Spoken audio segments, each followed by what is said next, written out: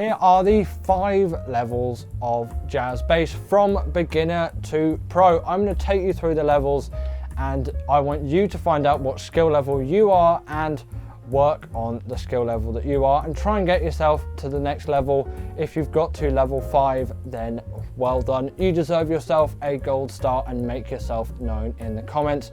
But let's just get into the first one. So the first one, level 1 of jazz bass playing, is just the roots of each chord.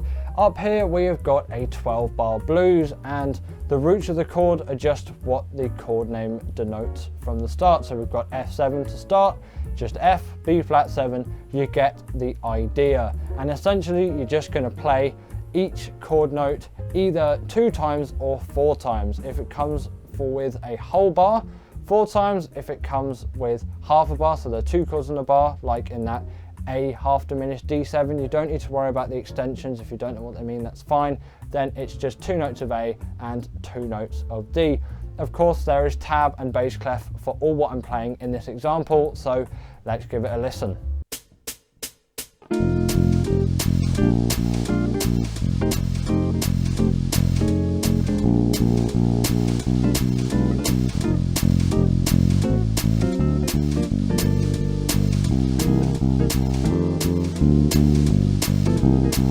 So if you want to work your way up just a little bit more than that, you can play in 2 and use the root and 5th.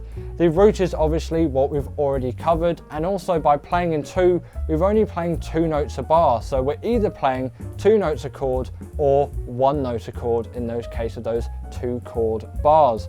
Essentially, the root is just whatever note we've played originally, which has already been discussed, and the 5th is just a string and 2 frets higher. So on G, 3rd fret on the E string is its root, and 5th fret on the D string is its 5th, which is D, and G is the root.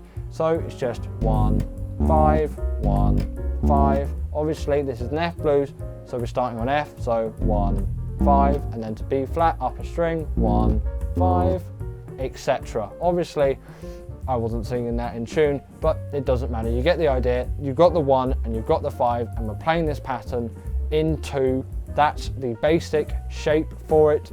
Up a string and up 2 frets, and boom, you've got your root 5th shape, and this is extremely useful. So let's hear the example for this one.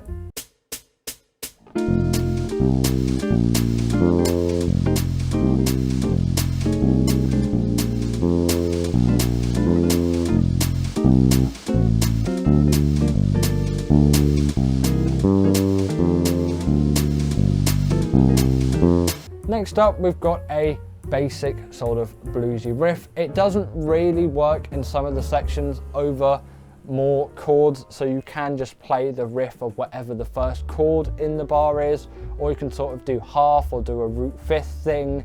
I sort of just improvised over that bit there, but when you've got a whole chord in a bar, a riff can be really useful. And in this case, I'm using the 1, 5, 7th and octave. So essentially, if we take that 1, 5 shape on F, which has been previously discussed, then if we go up just 2 strings from F to this E flat here, and then we can play an F 2 frets higher as well.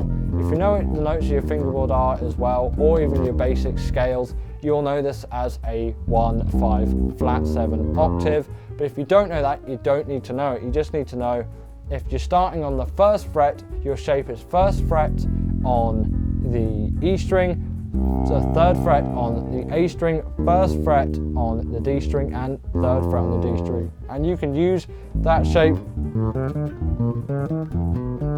anywhere on the neck of whatever chord it corresponds to. Once you know that basic blues box shape, as Bass Buzz puts it, then you're already on your way to success with the riffs. So let's hear a basic example of where I'm using that blues box shape riff with perhaps a little bit of improv in the other sections.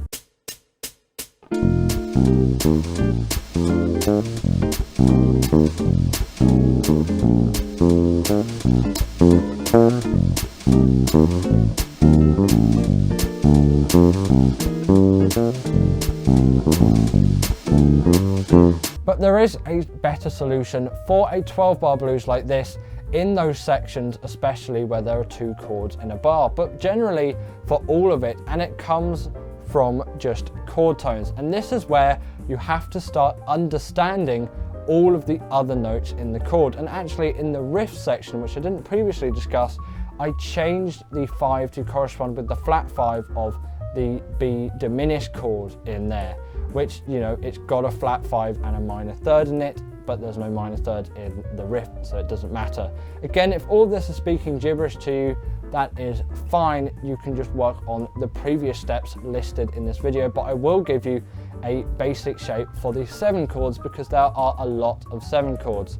Essentially, in a 12-bar blues, you've got 3 types of chord: a 7 chord, a minor 7 chord, a diminished and half diminished. So that's technically 4, but half diminished and diminished are really, really similar, and there's only one key difference, and you can play all the notes of a half diminished chord over a diminished chord and it will sound perfectly fine.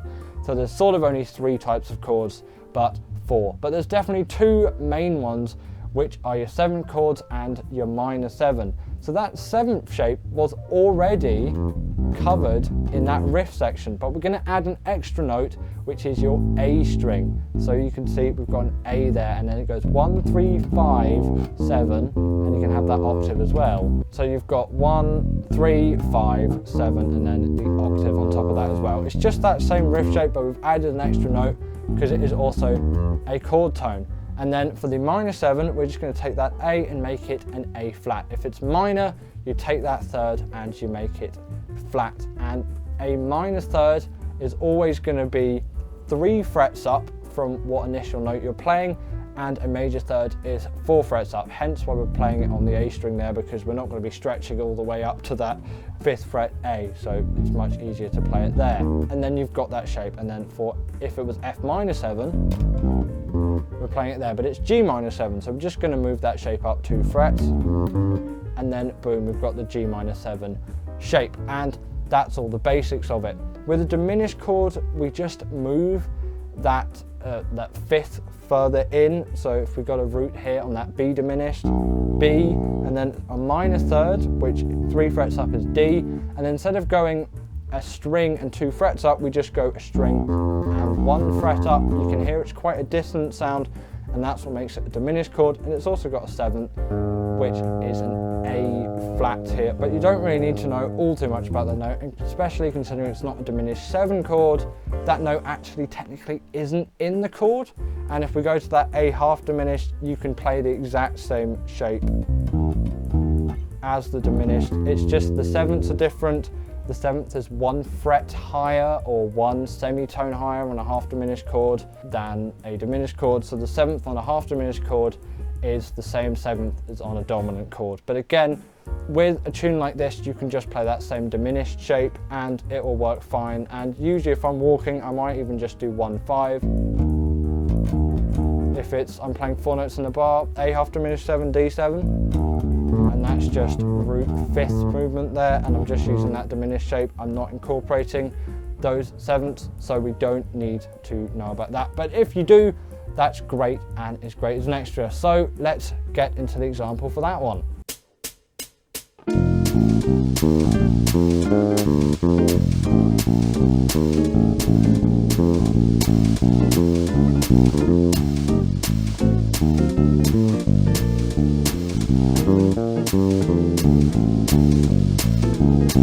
And once you've got all of that down, you're basically 90% of the way there, and you can probably do this next step pretty easily. But don't underestimate it, I'd say, as you can end up with some wonky rhythms which really don't sound particularly great, and you've got to stay in the groove. And you still have to try and be inventive with what you're producing, and also offer a good core to the band. So you want to give yourself something fun and enjoyable to play that you like and is your own creative bass line, but you also want something that is grounded and keeps everyone locked in. Essentially, this next step is just adding extra rhythms and any chord extensions which you might want as well, because there's all things like 9ths, 11ths, 13ths, and all of that on top of it. But you can also just experiment with rhythm, maybe do some quavers instead of just that crotchet groove where you maybe do eighth notes, and you can do all things like that and play around with the rhythms of this stuff. And you know, it's particularly useful in making your bass lines sort of just come up to life, and it really gives you that professional level playing. But once you know your chord tones and you've got step 4 done, there isn't much more into step 5, but you can definitely tell how much better step 5 sounds than step 4. Step 4's a little robotic, but you'll see now with step 5 that it is definitely a lot better.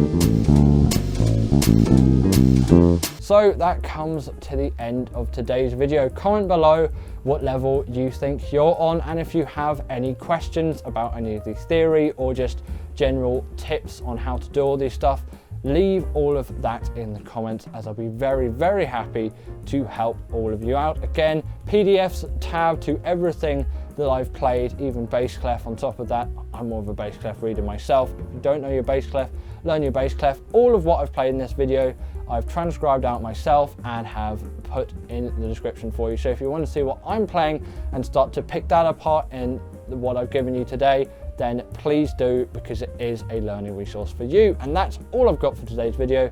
So I'll see you all in the next one. Bye.